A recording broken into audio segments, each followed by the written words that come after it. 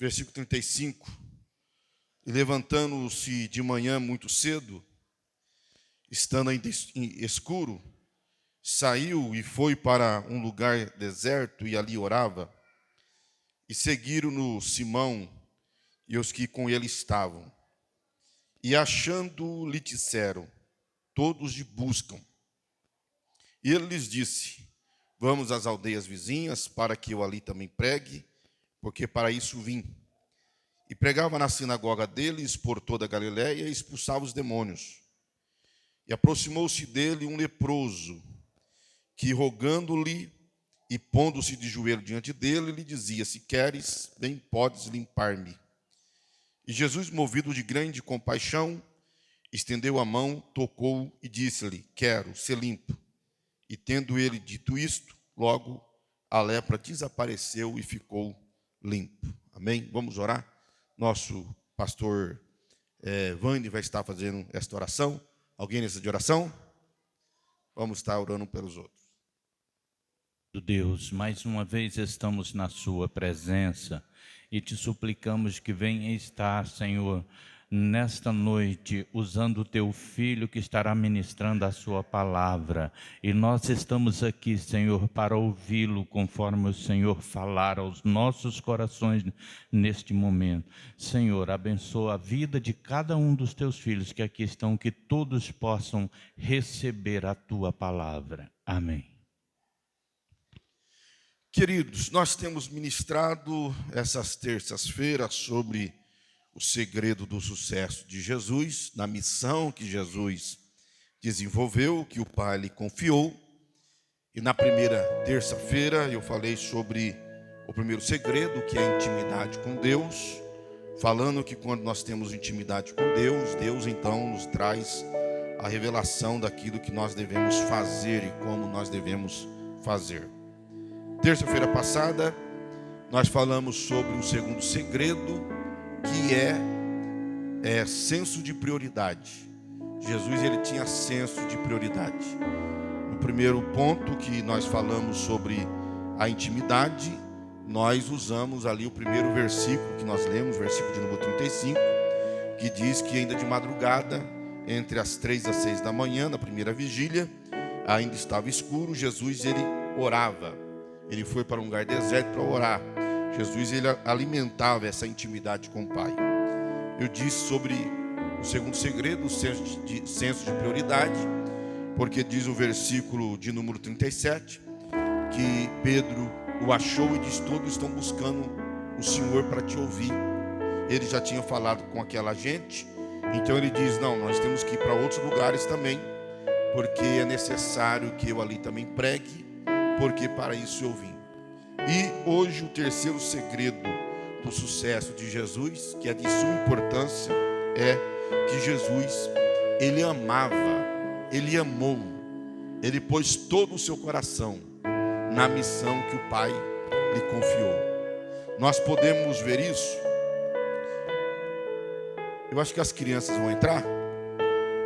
Eles vão entrar para a sala. Só peço para que ande, não corra, por gentileza. Eu vou esperar eles entrar, irmãos, porque eu tenho um problema sério com afirmar a mente. Se vier um barulho, eu me perco, e eu perco o fio da meada. Amém? Mas já estão terminando de entrar, os maiorzinhos. Aí, andando comportado, coisa bonita. Parabéns a cada uma das crianças e aos pais, né, que têm ensinado eles de modo correto. Muito bem. Jesus, ele amou, ele pôs o seu coração na missão. Nós vamos ver agora no versículo de número 40 ao 42. Porque diz a Bíblia que aproxima dele um leproso que era excluído da sociedade, um leproso que os líderes religiosos não se encontrava com eles, não tocava neles, não tinha nenhum relacionamento com eles. E todavia diz a Bíblia que este leproso procurou Jesus, e quando ele falou com Jesus, a Bíblia diz no versículo 41, e Jesus, movido de grande compaixão. Jesus, ele moveu de grande compaixão ao ver a carência daquele homem, a necessidade daquele homem, primeiro de receber um toque, porque diz a Bíblia aqui que Jesus primeiro toca nele para depois o curar. Mas não foi o toque que curou o homem, o toque curou aquela necessidade emocional. Há muitos anos que esse homem não sentiu o toque de alguém, nem da sua esposa, que já havia abandonado ele, porque ele tinha que sair do meio da cidade, nem de um dos seus filhos, nem de um dos seus amigos, nem de uma de sua parentela. Esse homem está vivendo isolado, sentindo a necessidade de um toque, um calor humano.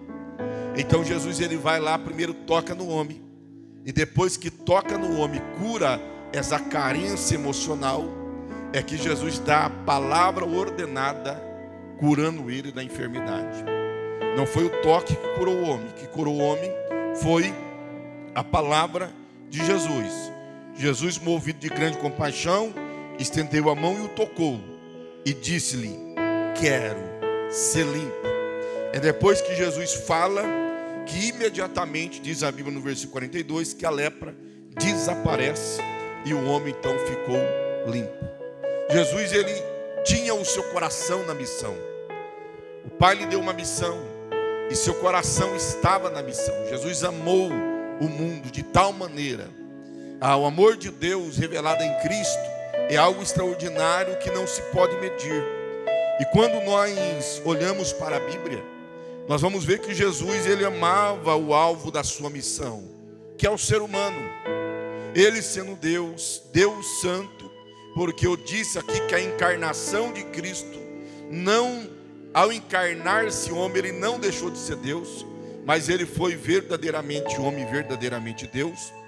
E ele sendo Deus santo, porque diz a Bíblia que nele não houve dolo, nele não houve pecado, ele se batizou, o batismo para a confissão de pecado, mas não porque ele tinha pecado, mas para se declarar solidário ao homem. Por isso que Jesus, ele batizou, e para cumprir então toda a justiça. Jesus sendo santo, todavia, ele se relacionava com o homem. O gesto de Jesus, os atos de Jesus, demonstra esse amor dele pela humanidade. Você vai ver na Bíblia Jesus, ele falando com homens e com mulheres, e com crianças, num período em que as mulheres não eram valorizadas, o Evangelho vem valorizando ela. Você há de entender, quando você lê a lei, que ainda que aos olhos de Deus, todo ser humano, homem e mulher, é igual diante dele, mas para aquela sociedade machista, para aquela sociedade, as mulheres tinham metade de um valor de um homem. Então a mulher não tinha um valor que tem hoje, por exemplo, na nossa sociedade, depois que o Evangelho veio quebrando barreiras e dizendo que em Cristo não há macho e não há fêmea. O Evangelho contribui para a valorização da mulher e das crianças. No período em que os homens oravam para que Deus desse a ele um filho homem e não uma filha mulher, hoje na maioria das casas os pais querem mais uma filha mulher do que um filho homem. Parece que há mais festa quando a filha é mulher do que quando os filhos são homens. Na sociedade judaica, quanto mais filhos homens tivesse, e se não tivesse nenhuma filha mulher, seria muito melhor para aquele pai. Havia uma oração dos fariseus que eles agradeciam a Deus por não ter nascido mulher, nem gentil e nem ser publicano, porque eram as raças mais desprezadas aos olhos desses líderes religiosos. E Cristo, ele ama, ele fala com o homem, ele fala com a mulher. Os líderes religiosos não falavam com as mulheres, Jesus, ele falava com as mulheres. Talvez o texto mais conhecido, a mulher samaritana, que além de ser mulher, é gentílica, porque não é da descendência de Abraão. E Jesus senta, conversa com ela, dialoga com ela. Jesus leva ela à salvação. Então Jesus, ele amou homem, amou mulher, amou criança. Quando as pessoas, os discípulos, queriam afastar as crianças dele, ele diz: não, deixa as crianças virem até mim, porque dos tais é o reino de Deus. Ele dialogava com as crianças, ele brincava com as crianças, porque a criança não fica perto de um homem de cara feia. Fica, irmãos. Criança gosta de ficar perto de gente rabugenta? Não fica. Então, se as crianças ficavam do lado de Jesus, procuravam Jesus, é porque Jesus era simpático a elas. Jesus dialogava com elas, Jesus brincava com elas.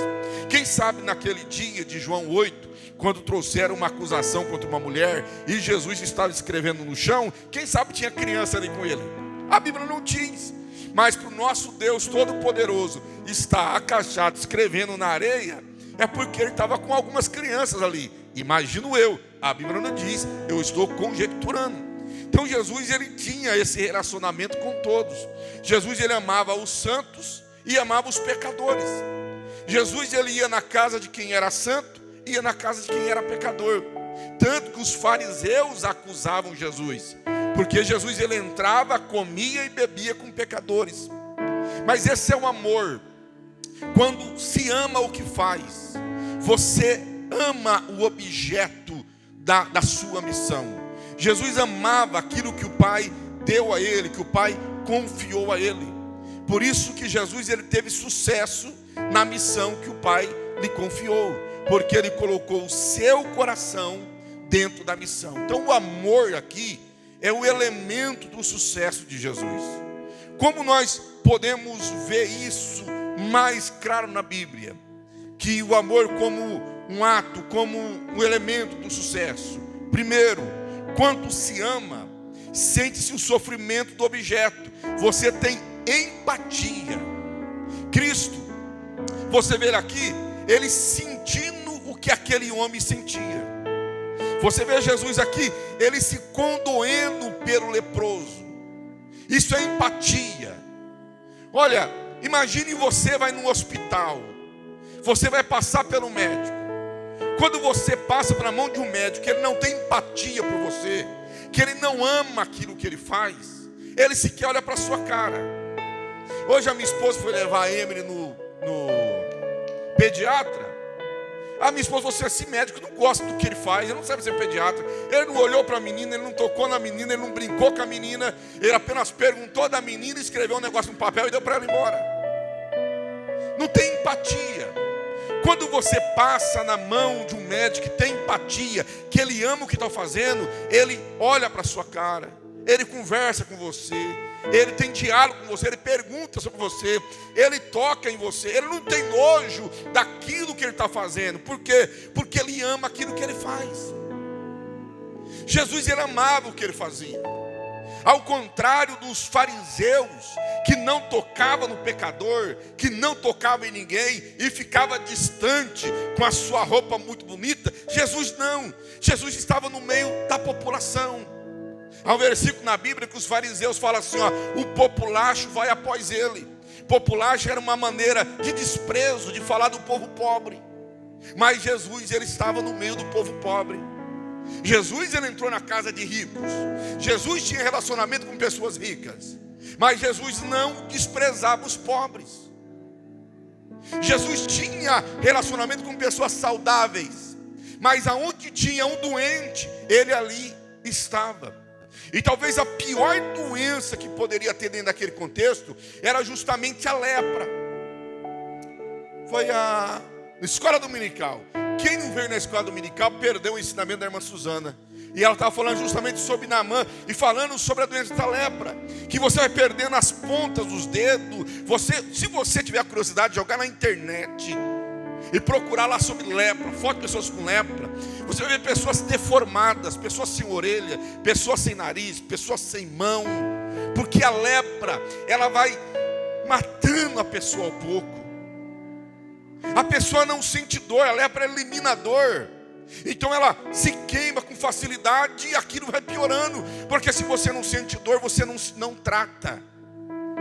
E a Bíblia diz que Jesus, ele se relacionava com essas pessoas. Ele toca no leproso no texto que nós lemos.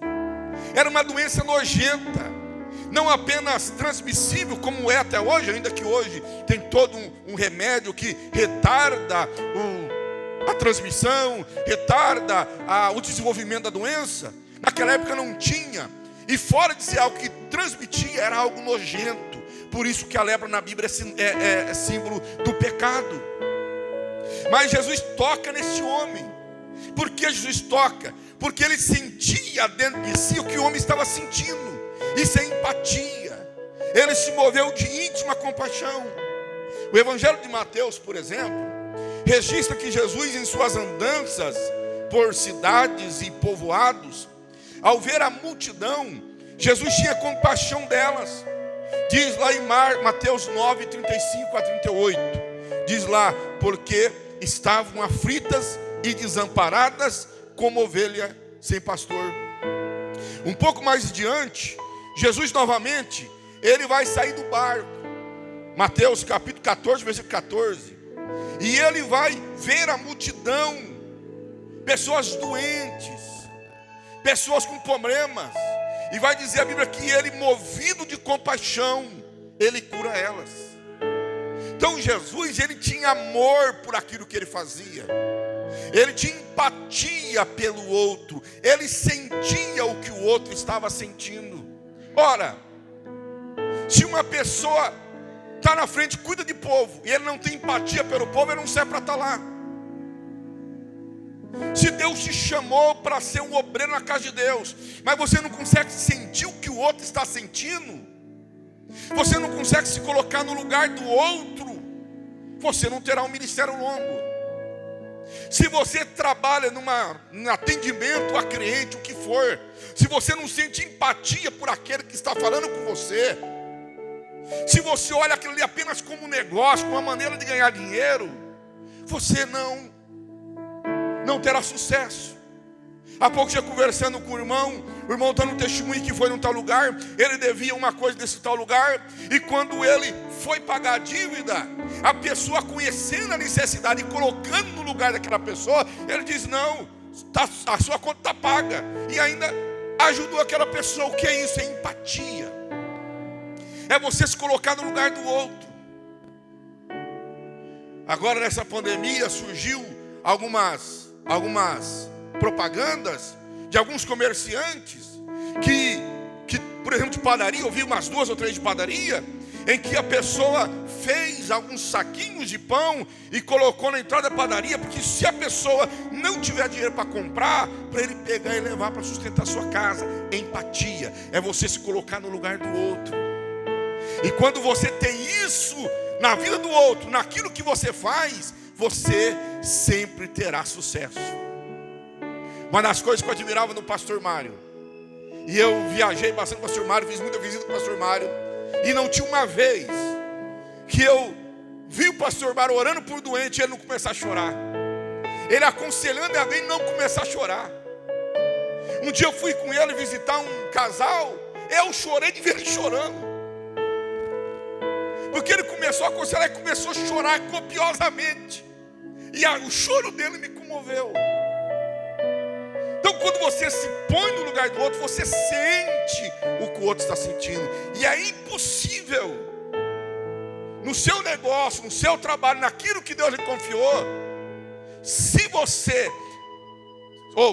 for empático com o outro, sei lá se essa palavra está certa, mas você não ter sucesso. É impossível você não ter sucesso se você se colocar no lugar do outro. E nós vemos isso na vida de Jesus. Segundo, quando você ama, você se sacrifica em favor do objeto amado. O que nos faz sacrificar em favor daquilo que estamos fazendo é o amor. A Bíblia diz em Efésios 5, 25: vós, maridos, amai as vossas mulheres como também Cristo amou a igreja e assim mesmo se entregou por ela. Jesus, ele amou e se sacrificou. Quando você ama aquilo que você está fazendo, você se sacrifica em favor daquilo. Ora, se eu amo cuidar de café, eu não amo nem sei como cuidar de café, estou falando em suposição. Quem ama cuidar de café, ele está lá a todo momento olhando o café dele. Ele está lá a todo momento cuidando. Enquanto muitos estão divertindo, ele está indo lá ver. Quando você ama o que você faz, você tem prazer de se sacrificar em favor daquilo. O que faz o marido sair de manhã e sacrificar para sua família? O amor. O que faz uma mulher se sacrificar pelo seu marido, pelos seus filhos? O amor. Quando você ama, você se sacrifica aquilo. O que faz um obreiro perder noite de sono, madrugada, passar a noite em velório, em todo lado? O amor por aquilo que está fazendo.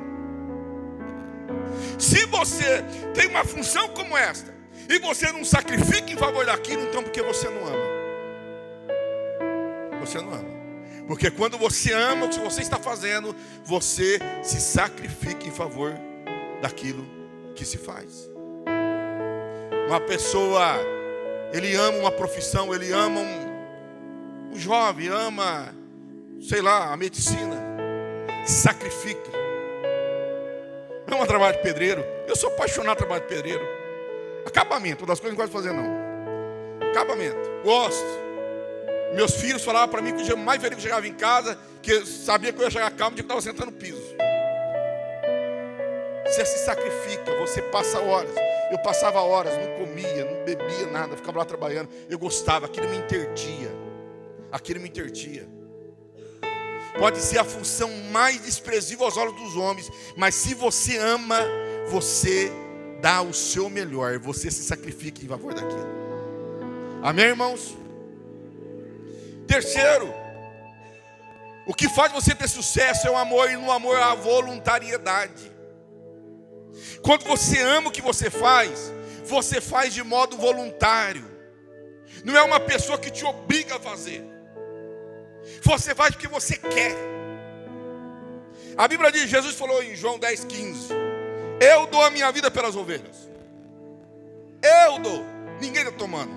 João 10,18: ninguém a tira de mim. Ele falando da sua vida. Pelo contrário, eu espontaneamente dou. Não foi os judeus que mataram Jesus. Não foi os soldados romanos que mataram Jesus. Pegou ele com violência, com força, contra a vontade. Não, ele se entregou. Jesus se entregou espontaneamente. Por amor. Porque quando você ama, você é espontâneo. Eu sempre uso a figura do marido e da mulher. Quando o marido ama demais a mulher, ela não precisa pedir para ele alguma coisa. Ele leva para ela, ele dá para ela, ele compra para ela. Quando a mulher ama o seu marido não precisa obrigar a fazer as coisas, ela faz espontaneamente. Porque o amor produz isso. Faz você ser espontâneo. Ainda que ninguém lhe pediu, ainda que ninguém lhe exigiu, mas você vai lá e você faz.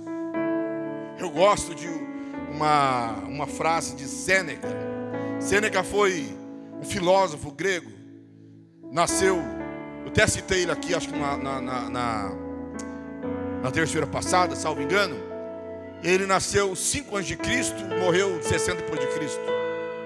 E ele diz o seguinte: quem recebe ordem de bom grado escapa da parte mais amarga da escravidão, fazer o que não quer. Quando você ama o que você faz, você é espontâneo. Você não faz apenas porque alguém lhe pediu, você faz porque você quer fazer. Você ama fazer. Mas quando você faz obrigado, isso é a pior parte de uma escravidão. É você fazer o que você não quer fazer. É você fazer o que você não gosta de fazer. É por isso que você encontra por aí alguns médicos cavalo. E perdoa se tiver alguém que tem parente médico. Tem uns que é cavalo, é ou não é? Você fala uma coisa, ele vem dando coisa em você. Não ama o que faz. Foi o pai que obrigou ele a fazer para seguir a linhagem da família. Quando você encontra qualquer pessoa que está fazendo alguma coisa obrigado, não tem espontaneidade nele. Ele está fazendo na marra, ele está cumprindo o horário. Ele está cumprindo apenas uma ordem. Isso em qualquer lugar, irmão. Seja na igreja, seja lá na sua empresa, seja lá trabalhando para alguém, seja no seu dia a dia. Quando você encontra alguém que não gosta de gente, Ele vive dando coice, batendo, espancando. Meu Deus do céu, você vem, fala uma coisa para a pessoa, se arrepende 1000 vezes. Por quê? Porque a pessoa não está fazendo porque ele quer. Ele não tem espontaneidade para poder fazer, porque ele está fazendo na marra. Ele está sendo obrigado. Mais um ponto. Quando a gente ama o que faz, não há reclamação sobre o que está fazendo. E é interessante, porque Isaías 53:7 diz assim: ele foi oprimido e afligido, mas não abriu a sua boca. Como um cordeiro foi levado ao matadouro, e como ovelha muda perante os seus tosqueadores, assim ele não abriu a sua boca. Aí Mateus 27:12 diz: e sendo acusado pelos principais sacerdotes, pelos anciões, nada respondeu. Marcos capítulo 15, versículo 5: mas Jesus não respondeu uma só palavra. Todo o sofrimento que Jesus passou, Jesus não reclamou de nada. Você não vê Jesus reclamando porque ele está sendo desprezado. Você não vê Jesus reclamando porque alguém quer jogar pedra nele. Você não vê Jesus reclamando porque ele não tem uma casa. Você não vê Jesus reclamando porque os discípulos abandonaram ele. Você não vê Jesus reclamando porque alguém açoitou, blasfemou, cuspiu. Nada. Quando você ama o que você faz, você não reclama do que está fazendo. Amém? Se você está reclamando muito do que você está fazendo, é porque o seu coração não está nisso. O seu coração não está nisso. Sabe, você trabalha em algum lugar e você está trabalhando com alegria, fazendo, e tem um lá trabalhando, reclamando. Construção, a gente vê muito isso. Reclamando: essa ferramenta não presta, essa não presta, esse tijolo é ruim, essa massa é ruim. Reclama de tudo. Essa firma é ruim, esse patrão não presta. Reclama porque não ama o que faz. Não vai ter sucesso, porque a pior coisa que tem é você ficar do lado de alguém reclamão. Ou alguém gosta de ficar perto de alguém reclamão. Ninguém gosta. Mas quando você faz, o amor está no teu coração, naquilo que você está fazendo. Alguma coisa não está dando certo. Não estou dizendo que você não vai ficar nervoso. Mas quem ama faz o quê? Afasta e fica lá olhando, deixa acalmar a poeira, deixa a ira passar, aí volta lá, tenta de novo, e assim vai sucessivamente até completar a obra. Trabalhei numa loja em Campinas, Leroy Merlin. Eu era fiscal de piso dessa loja, que é o guardinha ficando lá dentro. Eu trabalho de pedreiro. Cansei um tempo de trabalhar de pedreiro. Eu falei, vou trabalhar. Aí entrei numa empresa chamada Resolve Serviços. E Leroy Merlin é uma mega de uma empresa que vende material de construção, decoração, bricolagem, tantas coisas. Muitos funcionários. Meu Deus do céu, tinha dia que era difícil. Reclamavam de tudo. Reclama da comida que serve, reclama do suco que ofereceu, reclama de tudo. A pessoa está liderando um trabalho na igreja e está reclamando do trabalho que está fazendo. E aqueles que são pastores reclamam do povo, reclama de tudo e mais um pouco. Todo mundo, ninguém presta, ninguém é bom, ninguém. Peraí, onde está o erro? É naqueles que dizem que não presta, ou é em mim que não amo o que eu estou fazendo? Jesus cercou do que era pior. Jesus sabia que Judas era traidor. Até no momento que Judas veio para entregá-lo, e ele sabia. Mas ele recebe o beijo do traidor e diz assim: amigo, a que vieste? Diz os comentaristas que a palavra amigo ali que Jesus fala não é um amigo conhecido. No original é amigo íntimo. Porque ainda que Jesus sabia que ele era traidor, Jesus o amou. Está lá Pedro, andando 3 anos do lado dele com uma espada, escondida, mas Jesus sabia que a espada estava lá. E quando Pedro, no momento da prisão de Jesus, ele saca para cortar a orelha de Malco, e corta na verdade. Jesus põe a mão, guarda a espada, porque quem fere com a espada será ferido. Pega a orelha do cidadão e cura o homem. Jesus não reclamou. Estão batendo em Jesus, estão contando falso testemunho contra Jesus e ele está quieto. Você ama o que você faz? Há pessoas que praguejam aonde ele está comendo. Ele pragueja o serviço que ele trabalha. Ele pragueja a máquina que está dando a ele o sustento. Porque o amor não está naquilo que está fazendo. Eu lembro-me quando eu cheguei em Alfenas, 1 ano e 10 meses em Areado. Meu coração estava em Areado. E eu amava aquela igreja, eu amava aquele lugar. Aí pastor Mário, no momento que eu não esperava, olha, eu vou te levar para Alfenas. Eu amei.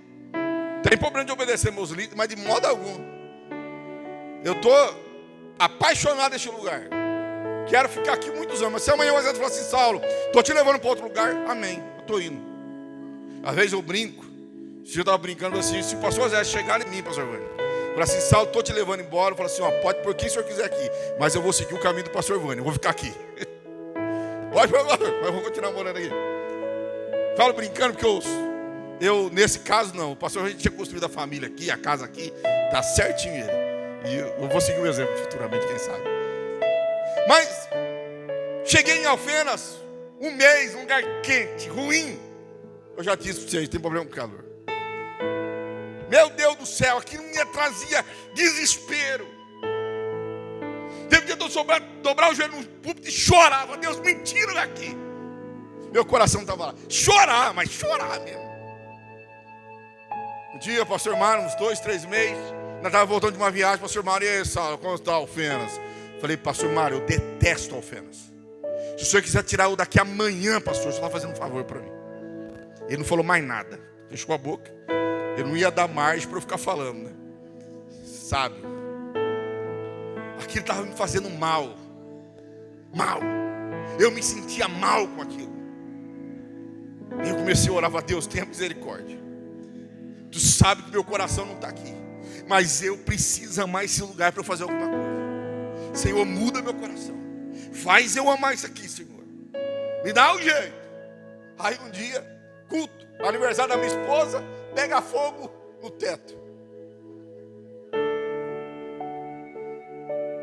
Aí, meu querido, eu fui fazer o que eu mais gosto de fazer: reformar a igreja. Aí meu coração foi para o lugar.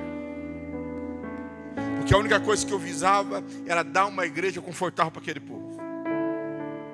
3 anos depois, o coração ficou naquele povo. Mas no momento que falou assim, agora você sai, você vai. A princípio ia ser Conceição da Aparecida. Você vai para Conceição da Aparecida. Eu falei, meu Deus do céu, tenha misericórdia. Mas eu vou.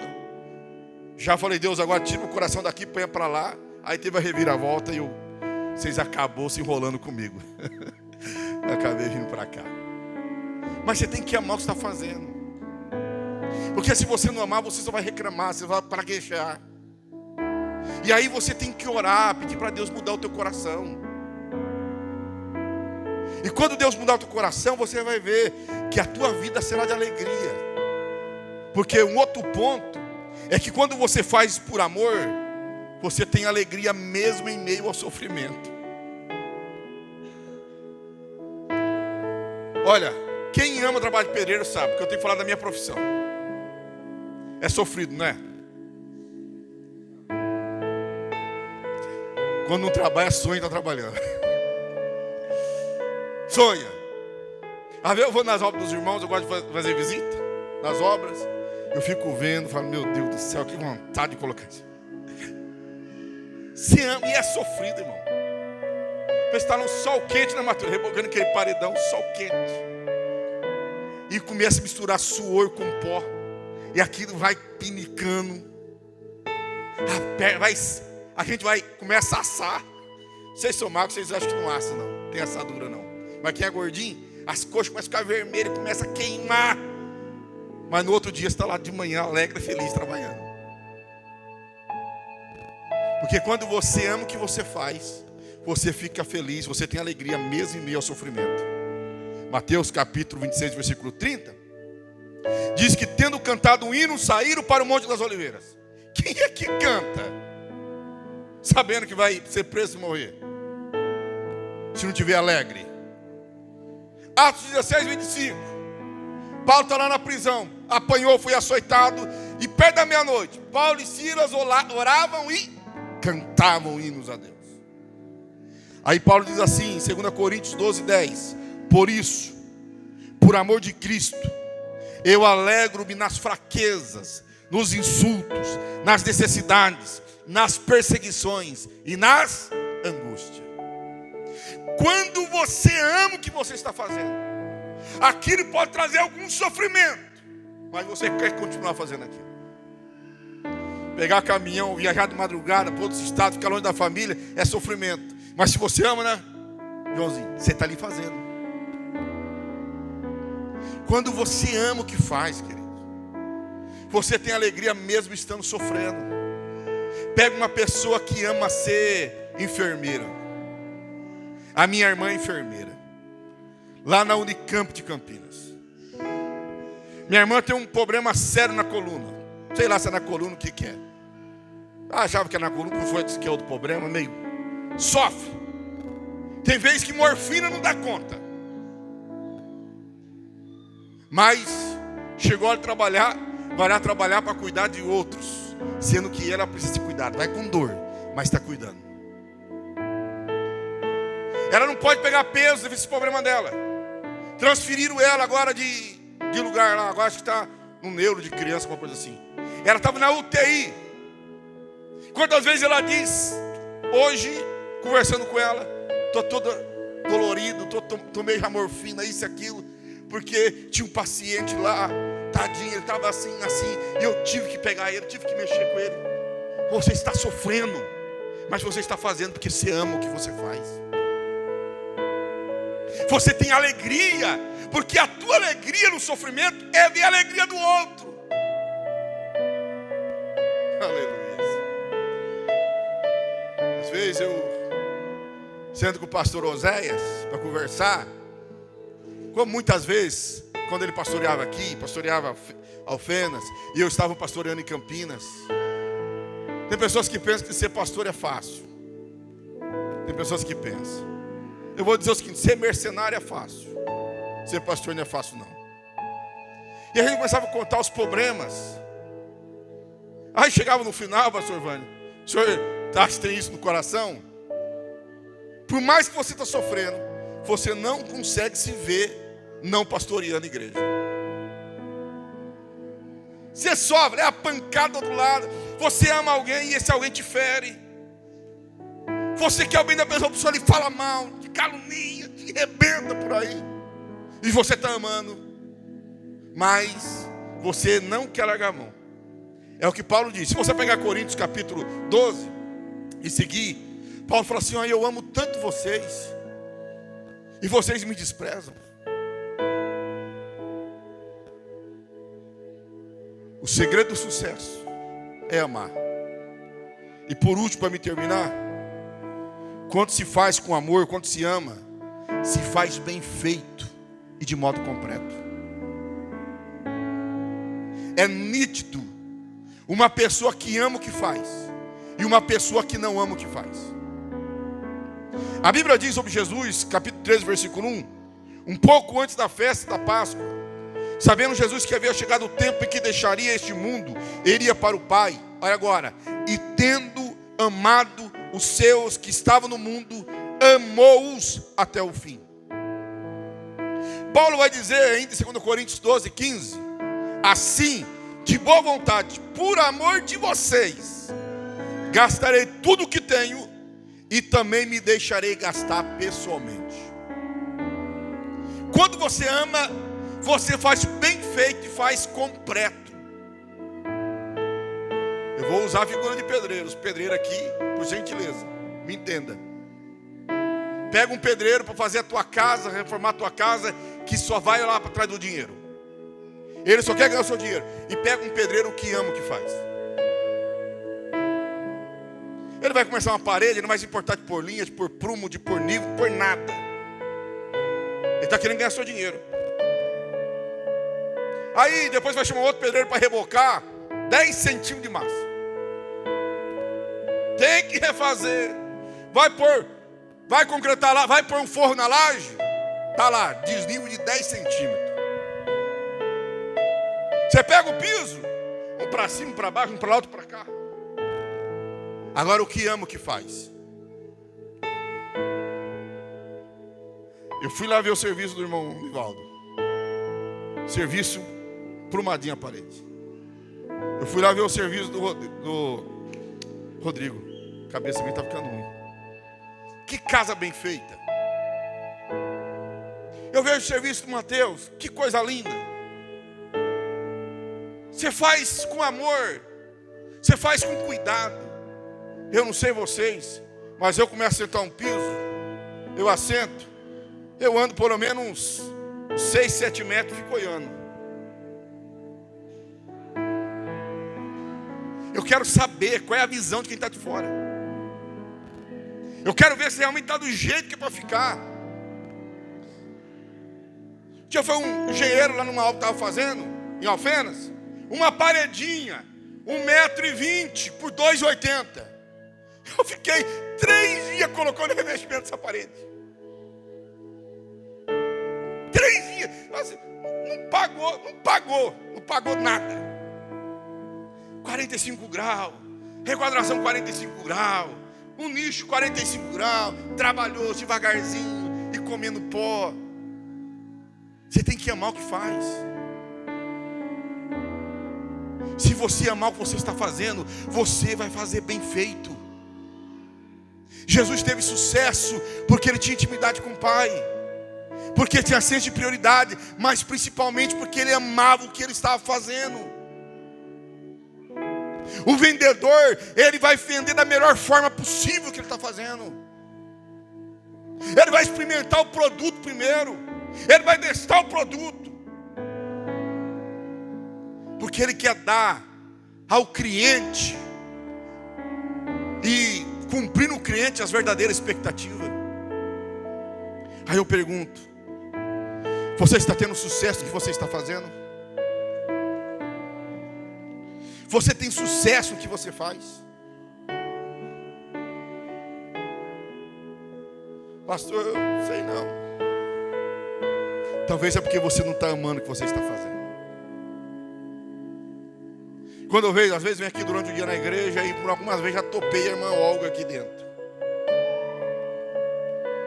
Preocupada com o piso.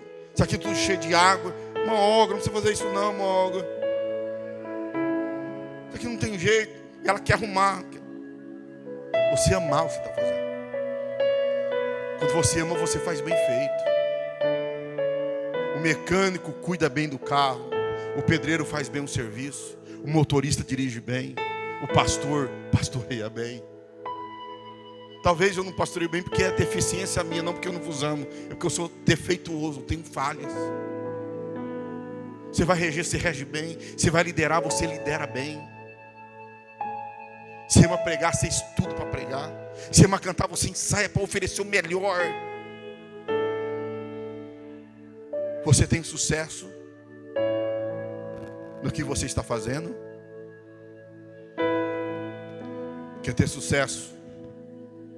Siga o exemplo de Jesus. Tenha intimidade com Deus, para que Deus possa revelar a vontade dEle e revelar tudo para você. Tenha senso de prioridade. Não mistura as coisas. Faz aquilo que você projetou para fazer. Não se deixe embaraçar com nada.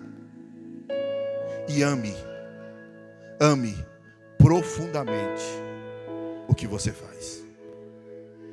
Quantos entenderam esta palavra, levante a mão e dê glória para Jesus. Que Deus continue vos abençoando. Que Deus continue vos guardando. Eu quero fazer uma oração por vocês no encerramento desse último